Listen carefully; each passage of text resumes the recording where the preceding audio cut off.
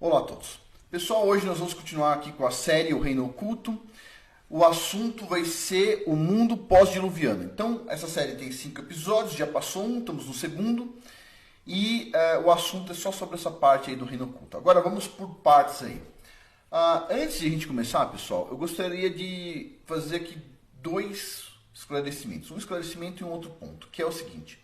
Número 1, eu comentei com vocês no episódio 1, coloquei um comentário fora do assunto aqui, que é sobre o ponto de vista dos muçulmanos que dizem que os anjos caídos na verdade não são anjos, né? Eles não chamam de anjos caídos porque eles dizem que os anjos eles não têm livre-arbítrio, certo? E o anjo caído, se ele fez alguma coisa que não estava previsto, então ele fez algo, né, com livre-arbítrio, ele usou para o mal, inclusive. Então o que acontece? Eles dizem que tem uma entidade que chama Jinn, né? Os Jinns, na verdade, são muitos Jinns que se você, por exemplo, se for para uma floresta, você pode estar andando por uma floresta e você está andando junto com Jinns em volta. Os Jinns ficam em lugares mais afastados da civilização, da humanidade, vamos dizer assim. Então você pode estar indo num lugar, construir uma casa num lugar onde já tem algo que ali tem entidades por ali, certo? Que o pessoal chama de Jinns. E são invisíveis pra gente, certo? Em geral. Pois bem, e uma coisa curiosa que eu não comentei também. Eles acreditam que o Satanás, Ha-Satan, que a gente chama em hebraico Ha-Satan, o adversário, eles chamam de Shaitan e eles dizem que o Shaitan é um Jinn. É um Jinn que se rebelou contra o Criador. É um Jinn, ele tem livre-arbítrio, né? Então, uma curiosidade aqui, né? Pois bem, dito isso, vamos lá. Olha só. Se o dilúvio veio para destruir toda a corrupção da face da terra, certo? Como apareceram gigantes novamente após o dilúvio? Então, primeira coisa, o dilúvio é uma parte muito interessante da nossa história. Número 1, muitas pessoas falam o seguinte, poxa, o Criador veio só porque as pessoas eram más, foi lá e matou todo mundo. Não é porque eram más, é porque estavam corrompidas até a essência delas, lá no DNA delas, ok? Então, foi limpado isso da face da terra. Mas, olha só, vamos ver aqui, ó. Vemos tanto na Bíblia quanto nas lendas de povos antigos o relato desses seres após o dilúvio, dos gigantes.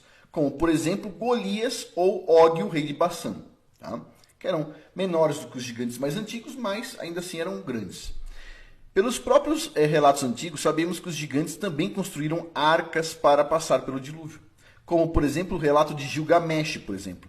Isso explicaria o aparecimento dos gigantes após o dilúvio. Então, sim, tudo que estava sobre a face da terra, em cima da terra, o Criador disse que ia destruir tudo, e destruiu tudo, ok? Só que Noé não estava sobre a face da terra, ele estava com uma arca, estava flutuando em cima.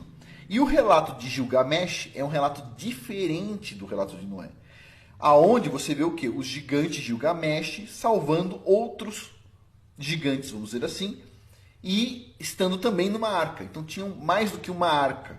Tem a arca de Noé, a nossa arca da humanidade aqui que o Criador fez para a humanidade, para salvar a gente, e tem os gigantes também tiveram isso. Porque quando você vai lá no livro de Enoque, diz que os anjos, eles pediram inclusive para Enoque intervir, né, por causa do julgamento que estava vindo para os descendentes deles, vamos dizer assim. E Enoque não interviu ali no caso, obviamente, né? O Criador falou que não ia acontecer mesmo, o julgamento contra os gigantes, né?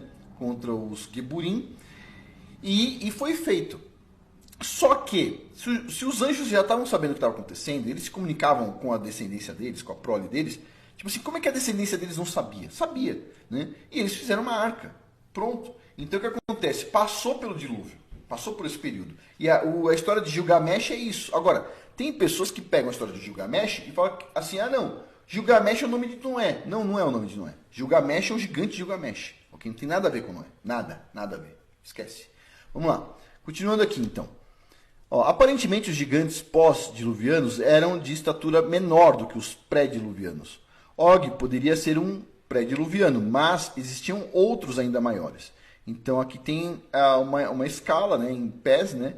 Então você vê aqui, o homem moderno com até 6 pés de altura, tá aqui, tá vendo esse esqueleto? E aqui, Golias, já com mais de 10 pés de altura, tá bem aqui, E depois, aqui tem outro gigante, ó, o gigante, não dá para ler aqui, tem 12 pés de altura, e esse aqui, outro gigante aqui, se não me engano, esse último aqui é o Og. Então, 15 pés de altura, mais ou menos. Bom, então sim, eles vão reduzindo de tamanho por algum motivo. E aqui tem outra figurinha mostrando também, ó, o ser humano normal, com até 6 pés de altura, 1,80 m, mais ou menos, um pouco mais às vezes, né? Aqui já outros exemplos aqui de seres mais altos. Então está aqui até com 36 pés de altura, que eu não consigo ler aqui, né? Qual que é esse gigante, mas tem uns nomezinhos aqui embaixo.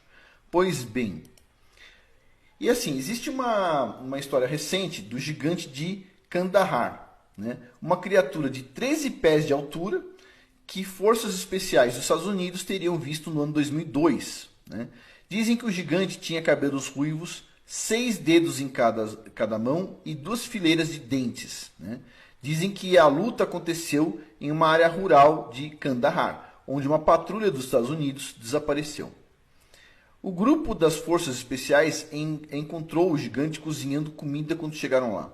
Quando eles entraram em uma luta então com o gigante, ele matou um soldado com uma lança. Após 30 segundos de tiro constante, o resto da unidade matou o gigante. Todas essas sociedades secretas e religiões, né, antigas, né, procuram o segredo de Nimrod. Nimrod era o rei leopardo encarnado e representa o primeiro tipo de anticristo. Nasceu humano, descendente de Cã, porém dizem que ele descobriu o poder de como se tornar um Nephilim ou um semideus, entre aspas. E por isso todas as sociedades secretas buscam pelo segredo de Nimrod.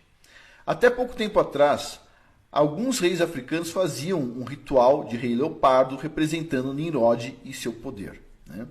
Nimrod construiu então a Torre de Babel para se conectar com os anjos caídos. Pois bem, a tradição judaica diz que foi Shem, ou Sem, que matou Nimrod e dividiu o corpo dele em 13 pedaços. Né? Mas tem outra versão, que vem do Targum de Jerusalém, que diz que foi Esaú que matou Nimrod. Então a gente tem essa dúvida aí. Né? Tem a tradição judaica dizendo que foi Shem, que matou Nimrod e dividiu ele em 13 partes. E tem também aí o Targum de Jerusalém, que diz que foi Esaú que matou Nimrod. E depois Esaú vai pegar então a roupa de Nimrod, né? E é por isso que explicaria também porque os edomitas são tão fortes, né? Mas tudo bem, vamos lá. O assunto não é edomitas hoje, uma hora a gente vai falar sobre eles, mas não hoje. Bom, depois tentaram reunir os 13 pedaços de Nimrod, porém, né, o único pedaço que não foi encontrado foi o seu órgão, né, genital, vamos dizer assim. Por isso, essas religiões depictam os obeliscos como um pedaço perdido de Nimrod.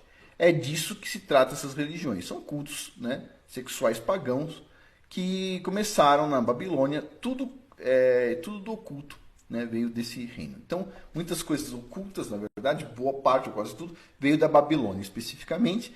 E essa questão do obelisco que vocês veem em um monte de lugar representaria, em tese, aí, o órgão, né, perdido do Nimrod. Porque sempre lá cortou em 13 pedaços, segundo a lenda ou a tradição judaica, mas no Targum de Jerusalém diz diferente. Mas, bom, depende do que a pessoa acredita. Então, o pessoal acredita nisso, então eles vão lá e depictam o obelisco aí como essa questão do Nimrod. Pois bem, dito isso, o Bigodinho lá na Alemanha, que vocês sabem, eu não posso falar esse nome aqui, né?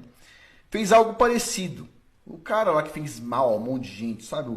O segundo ou terceiro anticristo, aquele, né? Bom, ele foi até o Tibete, né? Ou mandou o pessoal até o Tibete, escalou as montanhas do Himalaia e fez uma série de rituais, pois ele também queria esse segredo, né? Por isso, ele tentava criar uma raça ariana e também tinha um projeto de super soldados. Isso tudo tem a ver com os anjos caídos, que, no meu ponto de vista, a gente chama de anjo caído na cultura judaico-cristã, mas eu penso que são os djinns, né?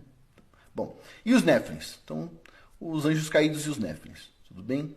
Então, quando a gente está falando anjo caído, por favor, coloque em mente que anjo caído eventualmente não significa anjo, ok? Pode ser alguma outra entidade como djinn. Põe isso em mente, tá? Pois bem, dito isso, e novamente, assim como no tempo de Nimrod, tinha uma só língua e um só povo. Os reis novamente estão agindo com uma só mente, recebem ordens até hoje vinda dos Néfilins e anjos caídos. No próximo episódio vamos analisar em detalhe como isso está acontecendo.